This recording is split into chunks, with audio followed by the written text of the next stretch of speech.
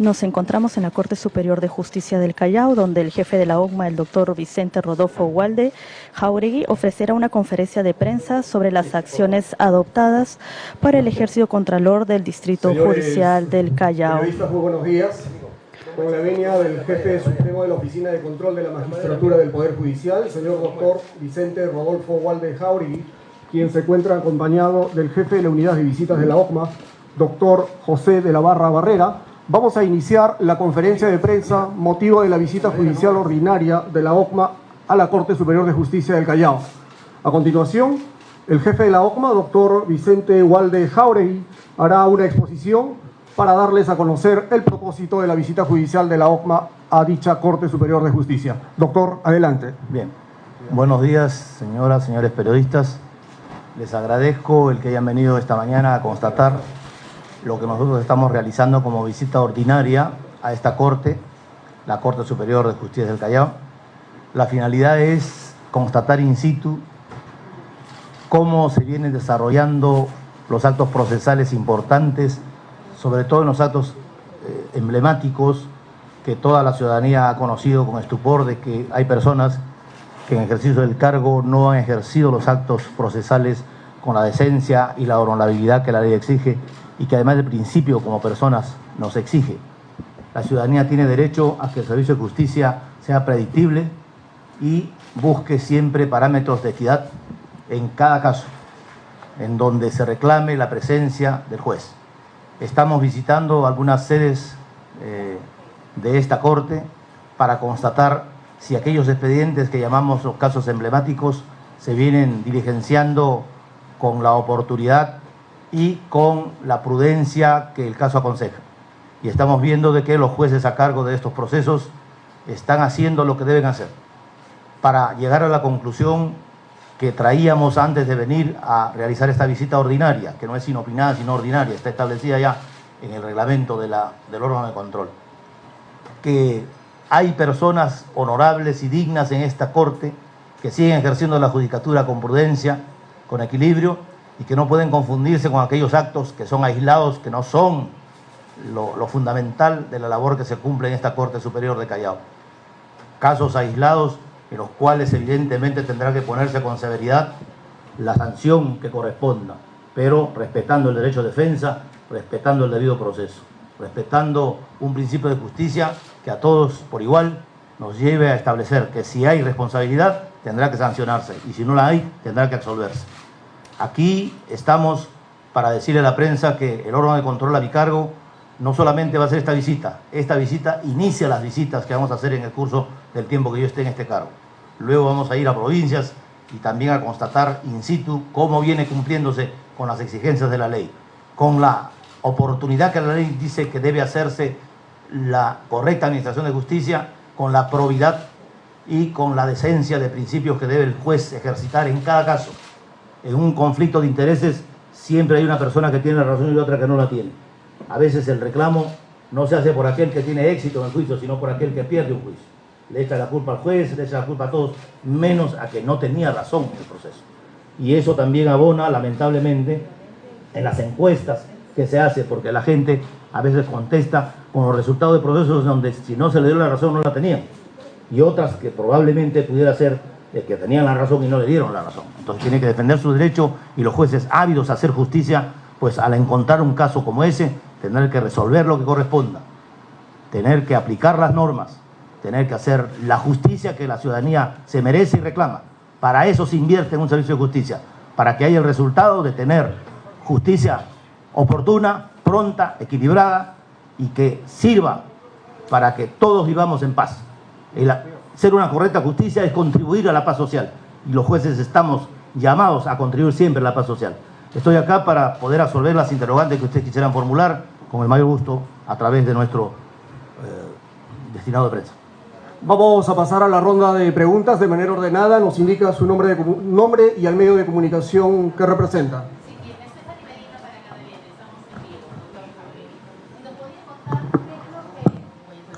Buenos días. Si nos podría comentar qué es lo que se ha encontrado en estas visitas si fueron inopinadas, si fueron sorpresa o si ya tenían las autoridades judiciales conocimiento del caso, y qué se ha encontrado, y si me permite otra consulta, qué opinión tiene en referencia a de que el Instituto Nacional Penitenciario ya va a avisar en qué penal podría ser internado Alberto Fujimori, ya que se ha hecho por orden de resolución del juez Hugo Núñez, porque ya se había retirado la solicitud de indulto, ya se había retirado el tema del indulto. A ver, me hizo tantas preguntas. Vamos a puntualizar la pregunta, motivo de la visita judicial. A ver, por favor. Al final habló usted del señor Fujimori, ¿cierto? Pero al principio, ¿qué hemos encontrado, no? ¿Qué encontramos? ¿Y algo más me dijo? Sí, magnífico. Eso lo voy a aclarar. Magnífico. Gracias por la pregunta, señorita periodista. Al canal tan importante como es Canal E. Lo vemos todos los días. Mire, la norma reglamentaria de la función de la OGMA se establecen dos clases de visitas. Son las visitas ordinarias, que se hacen en los plazos que establece el reglamento, y las visitas inopinadas, que no tienen plazo. La inopinada es cuando el juez advierte que hay alguna cosa que no funciona bien y la OGMA está presente para ver por qué no funciona bien. Ahí no se le avisa a nadie, simplemente se llega, se investiga, se piden expedientes y se toman conclusiones y decisiones para que las cosas funcionen. Esta visita que hacemos acá no es inopinada, es una visita ordinaria. La hemos comentado previamente, nuestro funcionario de prensa ha venido a hacer las publicaciones para que el pueblo sepa que estamos viniendo y que si tienen algún reclamo lo hagan saber en la mesa de parte que hemos instalado. Si hay alguna queja, para darle solución inmediata a la cosa, ¿no? Y eso es lo que nos motiva. Entonces, es una visita ordinaria. ¿Qué hemos encontrado? Hemos encontrado la preocupación que ven los magistrados de hacer las cosas correctamente. Hemos preguntado por los casos emblemáticos y vemos que se están diligenciando las audiencias necesarias para poder esclarecer los hechos y sancionar como corresponde. También abstraemos de esta visita una inadecuación de la norma que genera en el Ministerio Público la titularidad de la acción penal. Porque los jueces nos comentan que si el Ministerio Fiscal no impulsa las pruebas, el juez no puede hacerlo. En el sistema anterior, cuando el juez era el director de la instrucción, en el momento que deseaba y al ver los elementos procesales pertinentes, decretaba hacer una medida, decretaba realizar una audiencia o actuar una prueba. Si la prueba no se hace en la oportunidad debida, pierde su eficacia. Así que a mí me parece que hay que revisar esas normas que le dan la titularidad de acción penal, que está bien, podría ser que tengan la titularidad de acción penal, pero que no le limiten al juez la capacidad de poder ordenar pruebas de oficio en el momento que lo estime conveniente, para que así no se pierda la eficacia de la prueba, para que se sancione con rigor o se resuelva con rigor lo que corresponde en base a la ley. Eso es lo que hemos encontrado. Los casos emblemáticos se siguen ventilando y están a la expectativa. Conocemos un caso emblemático, pero frente a ello hay otras conductas similares de las mismas personas, por otros hechos, que también tendrán que ser sancionados oportunamente. ¿Qué casos emblemáticos tenemos? El caso que acabamos de enterarnos de un señor Moreno que le han puesto 5 años de prisión, ¿no? De Moisés Mamani también. No, eso sí no hemos visto acá. No hemos visto. De feminicidio en el Callao. No hemos, pero estamos esperando las denuncias que están en la mesa de partes y ahí vamos a ver. Perdón, sigo contestando. Entonces usted me dice qué es lo que hemos hecho, cómo hemos hecho, visitas inopinadas. Muy bien. Y luego me dice qué pienso de lo del señor Fujimori. Yo lamento mucho pues que este señor que ejerció la presidencia de nuestro país y que adoptó algunas conductas que quienes tenemos fe en la democracia las observamos, tenga que soportar lo que sus actos en el momento en que los consumó dan como resultado las sanciones que está sufriendo. Pero las leyes no pueden ser inhumanas, las leyes son pro homine, las leyes son rehabilitadoras, las normas sancionadoras son rehabilitadoras, no para destruir al ser social. Y aquel que se equivoca y sufre una pena determinada, la pena no puede ser que lo agobie para que lo destruya, para que no vuelva a vivir en sociedad. Es más, en todas las legislaciones del mundo, cuando una persona tiene una edad determinada y avanzada, tiene determinados estadios en los cuales sus sanciones las cumplen de manera diferente. En consecuencia, porque mire, yo podría hasta rechazar lo siguiente: ese señor me votó el cargo, yo tuve que regresar con una acción constitucional y diría que podía respirar por ahí y decir, no, está bien, no. Hay que ponernos en el equilibrio de la persona que con sensatez debe mirar las cosas.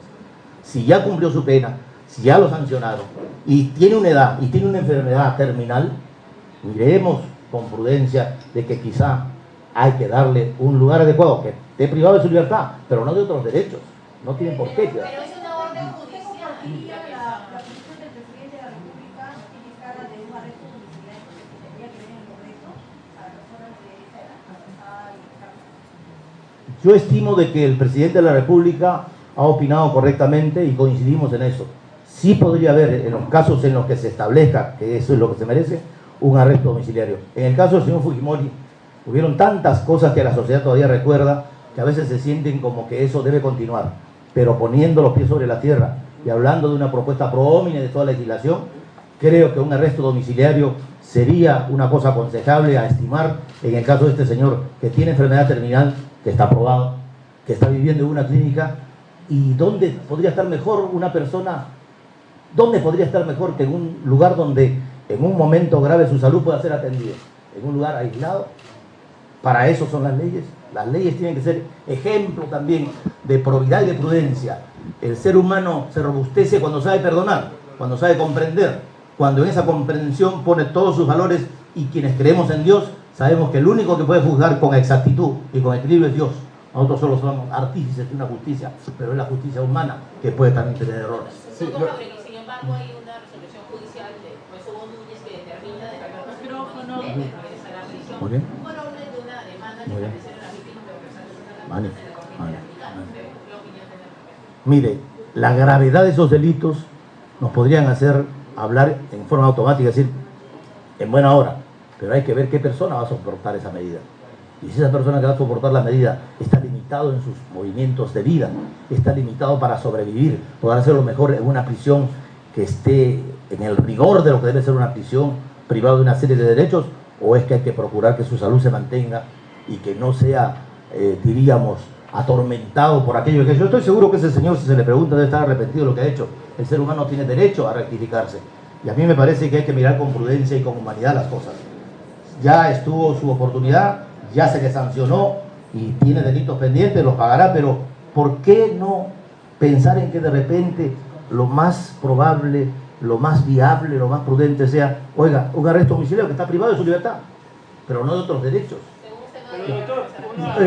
A ver, vamos a direccionar puedo la conferencia de adelantarlo prensa, diciendo por en el favor. cargo que estoy, van a creer que estoy tratando de influir. Yo digo de que debe razonarse adecuadamente si es lo mejor que puede ocurrir en este caso de este señor que ejerció la presidencia de la República. Mire, a veces yo veo las leyes y firma el señor Fujimori, y son leyes que tienen equilibrio, que tienen equidad, como aquella que permite que, por ejemplo, en los devengados de los beneficios laborales de los trabajadores se les pague sus intereses. Y esa ley está firmada por este señor. Entonces, hay cosas que hay que censurar, hay otras que hay que tomarlas y ponerlas en el fiel de la balanza. Y el fiel de la balanza de repente nos dice, oiga, es un ser humano, actúe con prudencia. No le va a dar su libertad, pero dele quizá un ambiente de acuerdo a la salud y a su edad, ¿no? Pasamos a la siguiente pregunta. Su nombre y medio de comunicación. Un minuto, César, por favor, con el colega que está atrás. Sí, adelante, por favor. Doctor, buenas, soy Álvaro Reyes del diario Perú 21. Tengo dos consultas. Una es con respecto al tema Moreno, que ya lo trajo a colación. Quería consultarle cómo ha evaluado esa sentencia de 5 años de prisión, considerando que la Fiscalía ha presentado una apelación porque ellos habían pedido 11 años, ¿no? Y respecto a la segunda pregunta es, entiendo que el fiscal Rafael Vela quejó el mes pasado a la jueza Elizabeth Arias, después de que ella justamente rechazara el pedido de prisión preventiva por el caso de Félix Moreno, ¿no? Entonces quería saber cómo la OMA está, o en qué proceso está este recurso de la OMA. Mire, nosotros no tenemos un recurso ante la OMA sobre esto, pero se nos preguntó oportunamente qué pensábamos de la decisión que había tomado el tribunal, que ha revocado, mejor dicho, que ha convalidado la decisión para apartar al señor juez Carguancho del proceso que ha estado conociendo, en este caso tan emblemático. Y hemos visto de que la actuación de los magistrados está dentro de la razonabilidad que establecen las leyes.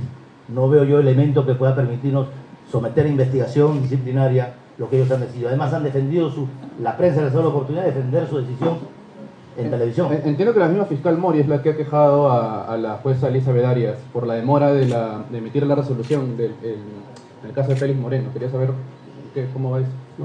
Mire, en el caso del señor Moreno ya se decidió su situación. El fiscal siempre pide una mayor pena y es el juez el que regula el extremo máximo de pena que debe soportar. Pero con respecto a lo de Giovanna Mori, que ella justamente es el equipo especial, ¿no? Ella había quejado a la jueza Elizabeth Arias porque se demoró mucho en emitir su resolución sobre la prisión preventiva.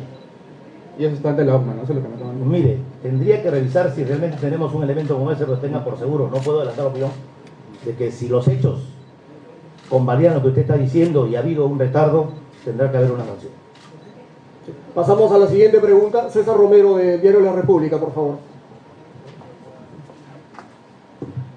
Doctor, disculpe, volviendo a lo que usted acaba de decir sobre la prisión preventiva.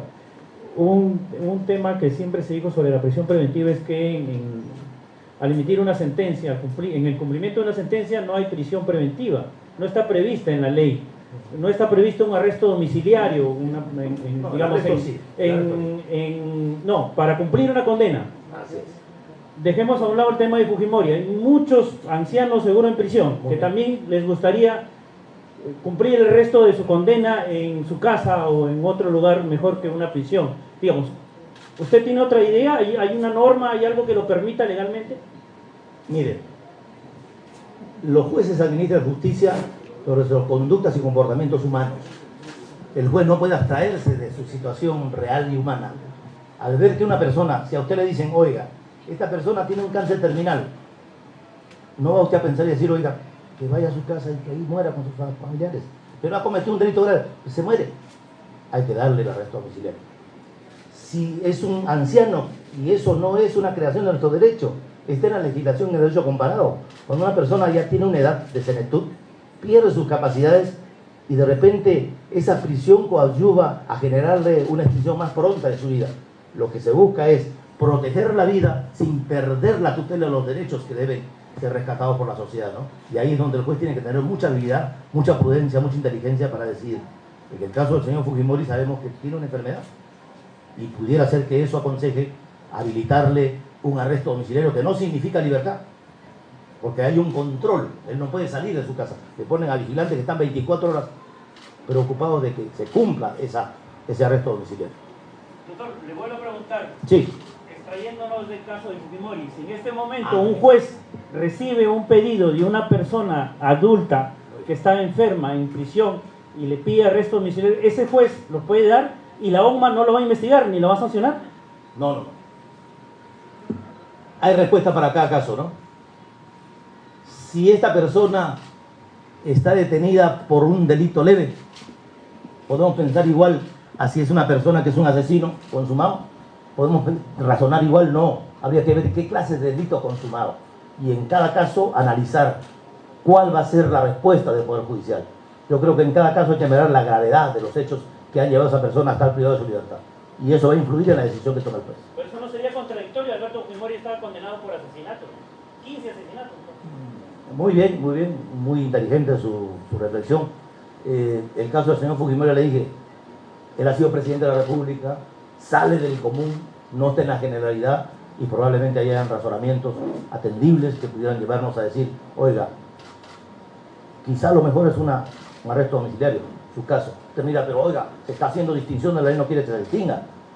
No, lo que pasa es que hay hechos en los cuales uno no podemos aplicar. La justicia no es una regla que se aplique para todos. Cada caso tiene sus connotaciones, sus valores, sus incidencias, y es lo que el juez con habilidad debe calificar para tomar una decisión.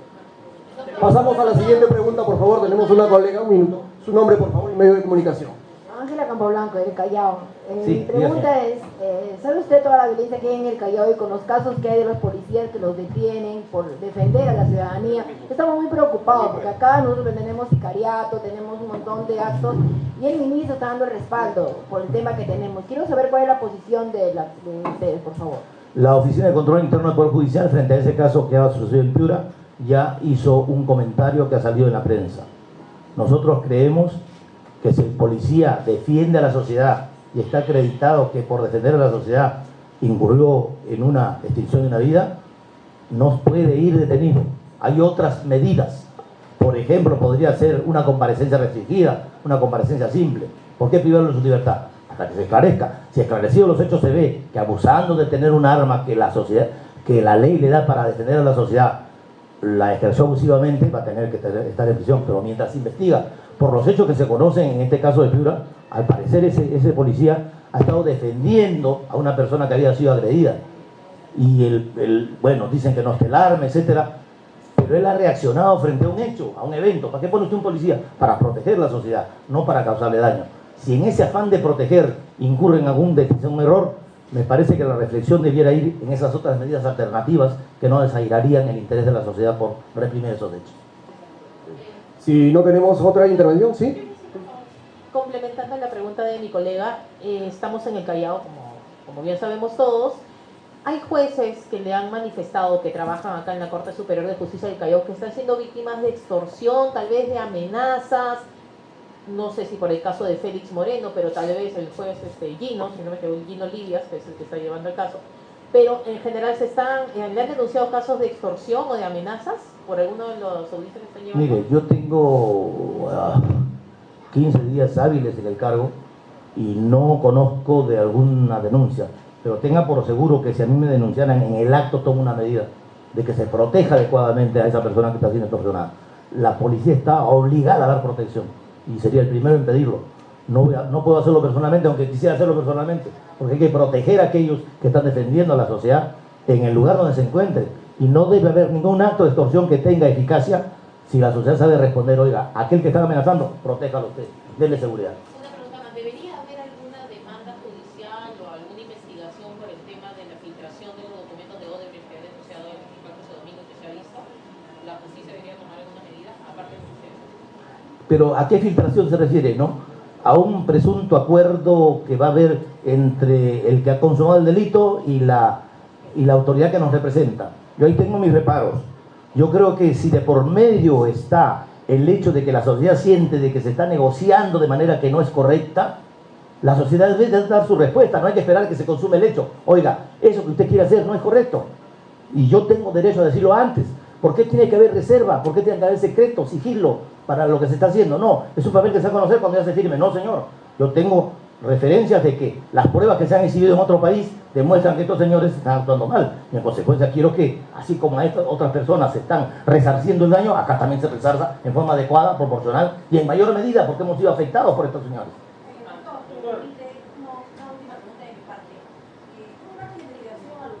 Que estuvieron involucrados en los denominados cuellos blancos del puerto. Creo que había un grupo de magistrados, de acuerdo a los audios, ¿no?, que se revelaron.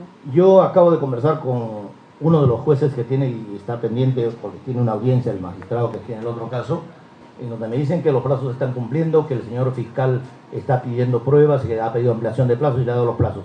Lo que me preocupaba, pero ¿cuándo va a terminar? Me dice, miren, si se amplía el plazo es más o menos año y medio.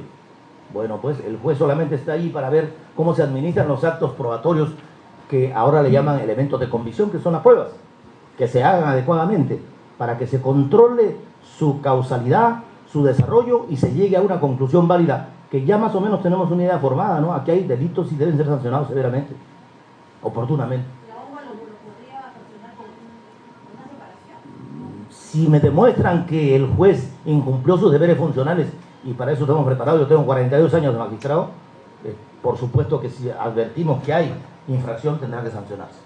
No dude usted de eso. Doctor, ya hemos sancionado a un juez por si acaso. Otra pregunta, otro tema. la República, adelante. Sí, un par de temas distintos ya.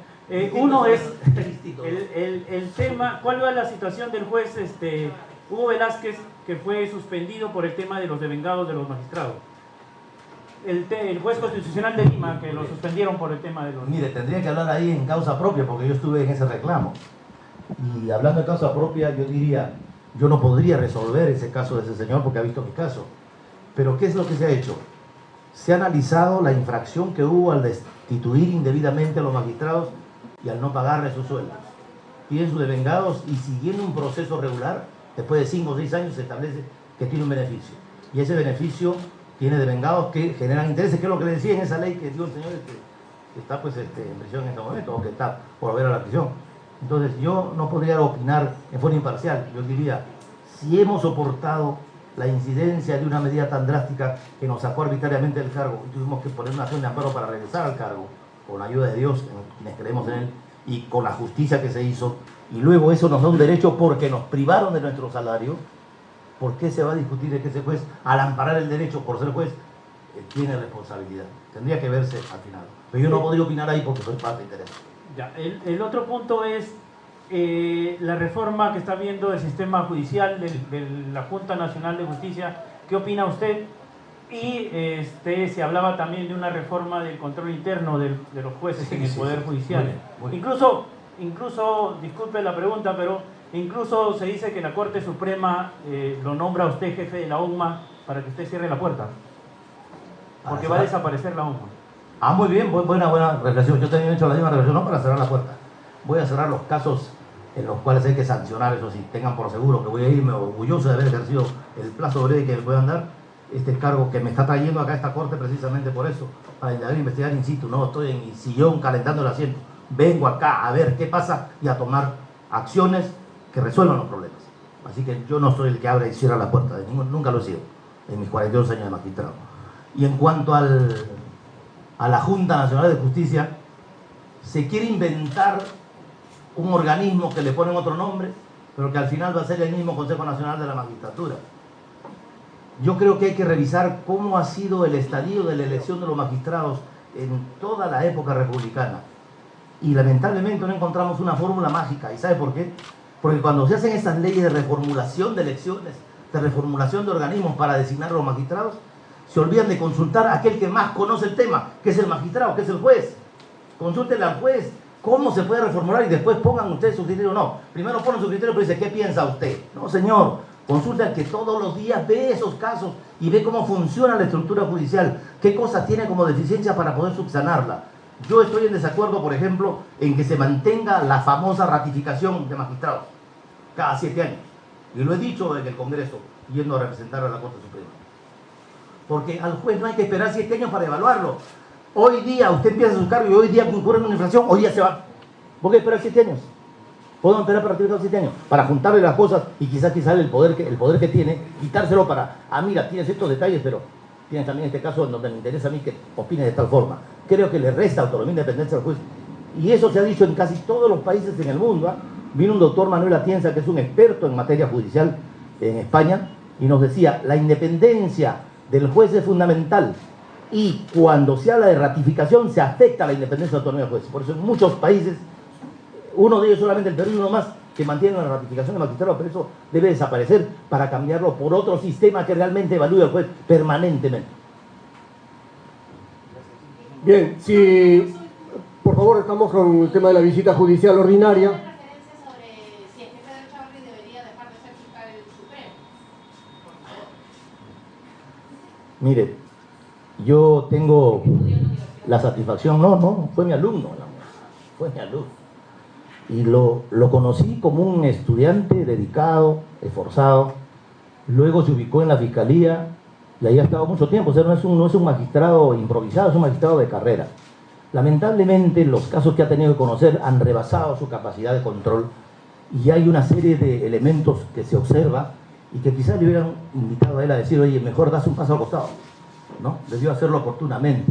No lo ha hecho y ahora tenemos las consecuencias de ver de que casi la mayoría de ciudadanos dice, oiga, si no lo hizo bien como fiscal de la nación, menos va a ser como fiscal supremo integrante de ese colegiado, debiera retirarse. A mí me parece que él sigue siendo la persona que yo conocí, que tiene valores, que tiene principios, y que adherido a esos principios él buscará la mejor salida para no insistir en volver a un cargo en donde lamentablemente la ciudadanía ya no lo quiere, ¿no? Adelante con la siguiente pregunta y la última, por favor. Doctor, ¿cuál es su compromiso como jefe de la OCMA para la ciudadanía a nivel nacional, en las 35 cortes? El compromiso que me dieron los colegas que tuvieron a bien designarme para ejercer este cargo y que ahora que lo voy conociendo y me dijeron todos los riesgos que se asumía, lo asumo con honor, lo asumo con entereza y con firmeza, es que vamos a hacer lo que la ciudadanía necesita. Trataremos de ver que ese porcentaje que ahora nos da 24 de aceptación se revierta, porque el trabajo que se va a hacer con los jueces que queden en el sistema de justicia, reafirmando sus valores de ejercitar una justicia adecuada, pronta, oportuna, razonada y prudente, se acreciente con los resultados de lo que debe hacerse en adelante. Tengan por seguro que cuando hay que sancionar a alguien, aunque me duele en el corazón, tengo que sancionarlo. Pero cuando veo que hay una arbitrariedad para juzgar al juez, me verán en primera fila para defenderlo. Pero siempre con el equilibrio. Nunca con abuso, nunca con arbitrariedad. Antes de concluir la conferencia de prensa, doctor, le invitamos a brindar un mensaje. Estamos en la visita judicial ordinaria de la OCMA a la Corte Superior de Justicia del Callao, que se va a prolongar hasta el día viernes 25 de este mes. Bueno, tenemos la mejor expectativa. Estamos recibiendo los primeros informes. Recién empezamos la visita. Vamos a dar 4 días acá con un equipo técnico que está preparado para hacer la fiscalización que ordena la ley, y tengan por seguro que de aquí saldrán conclusiones válidas. Lo que sí debemos reafirmar lo que hemos dicho cuando venimos a esta visita. Nosotros creemos que cuando se generaliza que en esta corte hay cuellos, que todos son cuellos blancos, es un error. Puede haber habido ahí algunas personas que estaban en ese grupo, pues habrá que determinarlos quiénes son para expulsarlos del Poder Judicial. Pero hay también gente decente, hay también gente honorable, y a eso hay que respaldarlos, hay que decirles, de esta corte yo recuerdo salieron muchos magistrados que fueron a presidir la Corte Suprema, magistrados de gran nivel, es lo que se quiere. Y aquí en el Callao se han formado muy buenos magistrados. Creo que el doctor San Martín, que está ahora en la Corte Suprema compartido trabajo con nosotros, también es de esta Corte. Y muchos magistrados con valía han salido de esta Corte. Queremos imbuirlo de ese espíritu a los jueces que estamos visitando, señalando que nosotros no somos los cancerberos que venimos a cortar cabezas, no, venimos a poner la ley donde corresponde, a actuar con prudencia. Si lamentablemente han cometido errores, tendremos que sancionarlos porque la ley nos exige sancionar. Tengan la certeza que, aun cuando nos apene, aun cuando nos duele el corazón, sancionaremos a quienes debamos sancionar, pero también absolveremos a quienes debamos absolver. Con esa firmeza, pidiéndole a Dios que nos ilumine siempre, haremos la justicia. Tengan fe en que la justicia puede hacerse, y es un bien que todos nos merecemos. Una correcta justicia, una administración para que el Callao rescate lo que fue antes, lo que la gente siempre pensó. Esta era una buena corte que produjo muchos magistrados que están en la Corte Suprema, o que estuvieron en la Corte Suprema. Gracias por la oportunidad que nos han dado de expresar estas ideas al público, y ya veremos más adelante. Nuestro trabajo tendrá que exhibir lo que estamos ofreciendo y lo que vamos a hacer. Agradecemos al jefe de la OCMA, al señor doctor Vicente Rodolfo Ugalde Jáuregui, y de igual manera al jefe de la unidad de visitas de la OCMA, doctor José de la Barra Barrera, y a ustedes, señores periodistas, por su asistencia y participación. Gracias, muy buenos días, hasta otra oportunidad.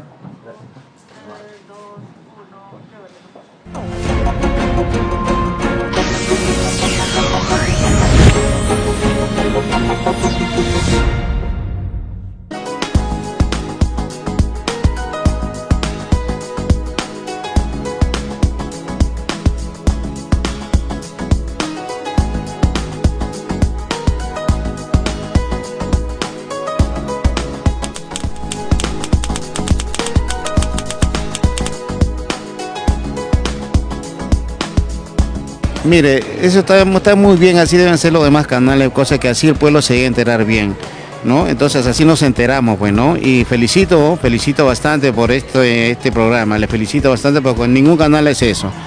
Bueno, me parece bien que informe a todo el pueblo peruano.